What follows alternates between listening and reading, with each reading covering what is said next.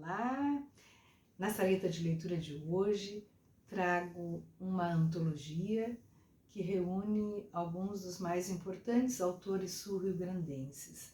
É uma antologia de contos que tem por título Para Ler os Gaúchos e reúne textos, contos de Aldir Garcia Chile, Charles Kiefer, Josué Guimarães, Lauri Maciel, Lourenço Casarré, Moacir Scliar e Sérgio Faraco. Foi lançada em 1999 pela editora Novo Século. Os textos, como costuma acontecer com os contos mais modernos, são relativamente pequenos, o que não significa que não sejam profundos. Todos são muito interessantes e eu gostaria de ler um pouquinho de cada um para entusiasmá-los a adquirirem o livro, mas evidentemente que no espaço que temos de tempo não é possível. Mas vou ler um que eu acho belíssimo, da autoria do Charles Kiefer, que se chama Dedos de Pianista. Pedro, menino franzino e de olhar sonhador, olhar um tanto ausente para sua idade e sobremodo triste. Dirigia-se à escola o mais das vezes, sem prestar atenção aos ruídos matinais, sem deter-se como os outros, para observar um carreiro de formigas, uma vitrine ricamente enfeitada ou um automóvel reluzente jamais visto. Saía de casa e mergulhava em si próprio, isolando-se de tudo à volta. Seus pés acertavam o caminho por automatismo.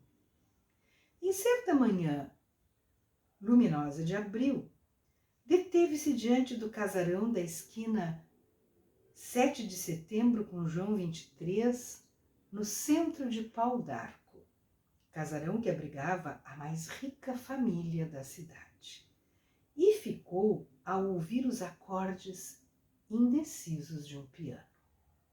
Fitava a sacada de ferro, a janela aberta, de onde provinha a melodia. Súbito, o pianista atrapalhou-se. Depois recomeçou o exercício.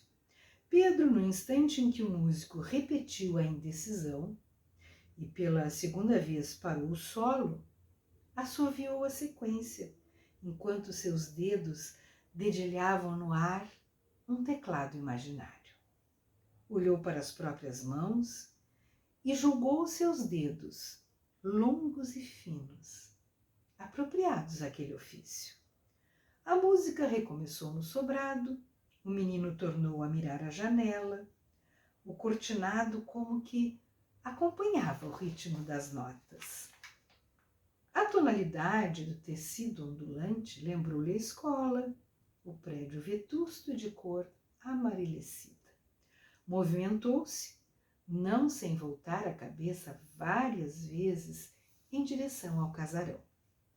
Em plena sala de aula, ainda naquela manhã, enquanto taciturno professor de matemática despejava sobre os alunos fórmulas terríveis, o menino imaginava-se diante de um piano a arrancar melodias maravilhosas do teclado de marfim e aplausos de centenas de pessoas, colegas, vizinhos, professores e, em especial, da mãe, sentada na primeira fila.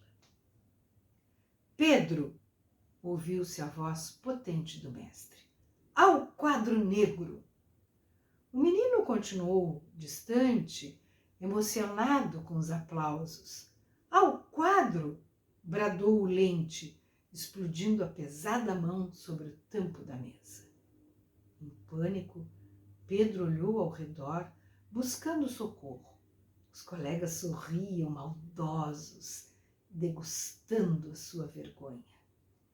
É regra de 3, murmurou Joana. No rosto da menina ruiva e sardenta, Poderia ter visto muito mais que compaixão ou amizade.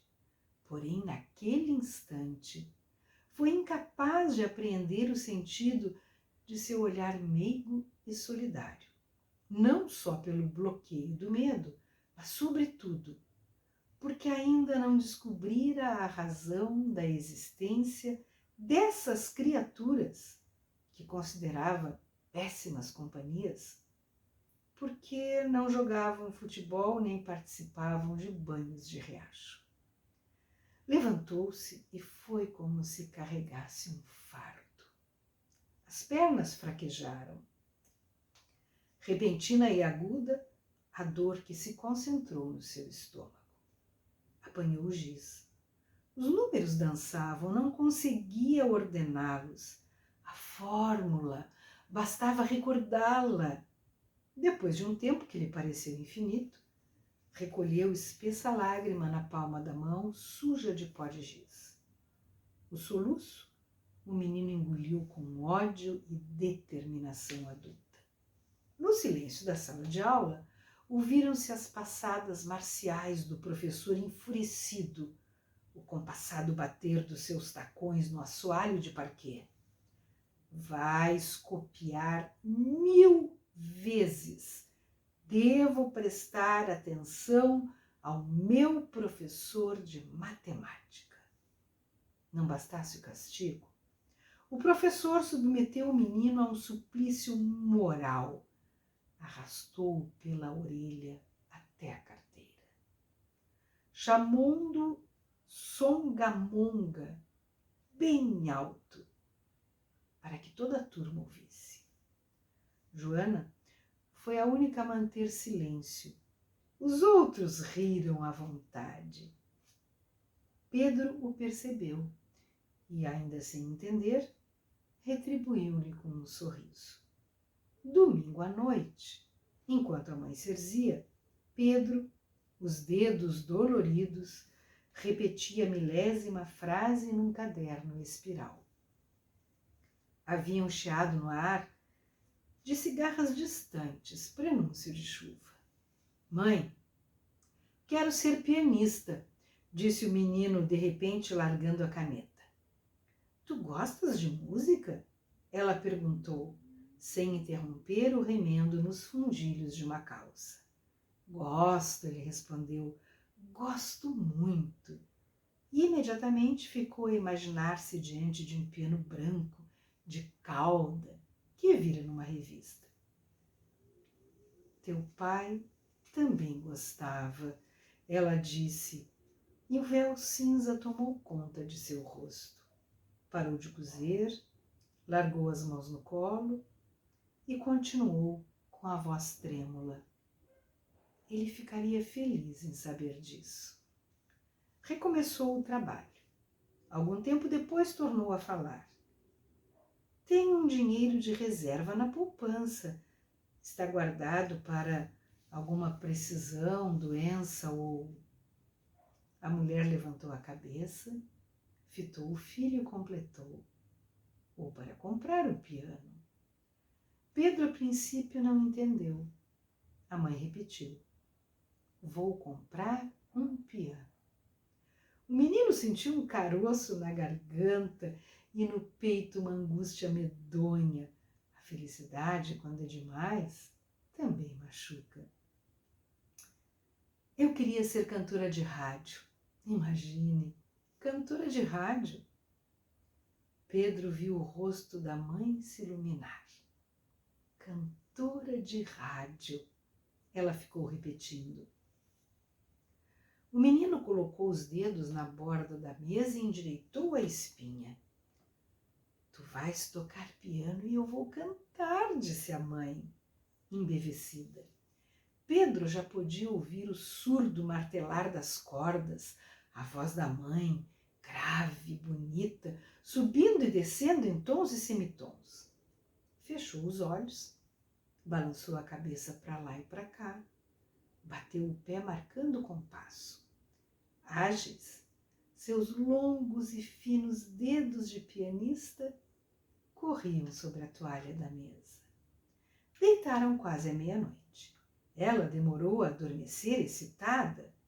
Não poderia supor que o sonho irrealizado pudesse estar ainda tão vivo dentro de si, esperando a oportunidade para renascer. O menino, por sua vez, tinha dificuldade em crer que o seu sonho estivesse a um passo de concretizar-se. No outro dia, ao regressar da escola, Pedro encontrou um bilhete afixado à porta da geladeira. Fui comprar o piano, volto logo. O almoço está no forno do fogão. Um beijo. Sequer comeu direito o arroz, o feijão e o ovo que a mãe deixara preparados. Tamanha era a sua expectativa. Terminava de lavar a louça quando ouviu passos na escada. Enxugou as mãos na toalha de pratos, olhou para os dedos longos e finos, dedos de pianista, e pensou: preciso cuidar melhor deles. Saiu da cozinha quase a correr, o coração batendo forte, e deu com a mãe no meio da sala. Estava mais velha, derrotada, o rosto vincado por rugas que lembravam rachaduras em terra seca, os olhos vermelhos e opacos. Sem conseguir conter os soluços, ela disse: não pensei que fosse tão caro. Desculpe. E estendeu-lhe um violão. É simplesmente maravilhoso. E de igual qualidade são os demais contos dos outros autores que compõem esta antologia de autores sul-rio-grandenses, que hoje, em Na Salita de Leitura, venho recomendar. Portanto, a sugestão de hoje é Para Ler os Gaúchos, da editora Novo Século.